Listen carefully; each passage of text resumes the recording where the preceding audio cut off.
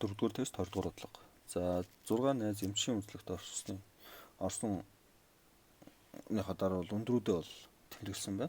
За энэ хүүхдийн өндрүүдийн арифметик дунджуулан медиан модыг олж аль өгүүлбэр үнэн байна вэ гэдгийг тодорхойлох юм байна. За тэгэхээр арифметик дунджийг бол яг уу гэхээр олохдоо бол энэ өгөгдсөн 6 тоогоо бол нэмээд 6 тоол хуваах ёстой. За тэгэхээр эндээс бол арифметик дунджийг бол шууд багш нь биччихье. За арифметик дундж бол 149.8 метр гарах нь. За медианыг олохдоо бол яг уу гэхээр өгөгдлийг бол өсөх хэрэмбээр байрлуулах ёстой. За энд бол өсөх хэрэмбээр байрлалцсан. За өсөх хэрэмбээр байрлалцсан тохиолдолд бол яг уу гэхээр голын элемент бол медиан болдог. За бид нарт бол голын 2 элемент байна. Тэгэхээр энэ хоёрын бол арифметик дунджийг бол тооцоолдоо.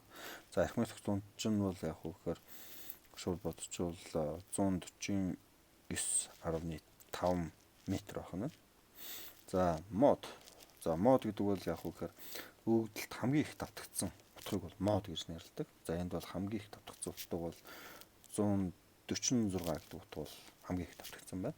За эндээс бол яг уу гэхээр хамгийн бага нь бол мод юм байна. За дараа нь бол медиан, тэгээ арифметик дундж гэсэн зүйтгэл бол энэ Б дээр байна.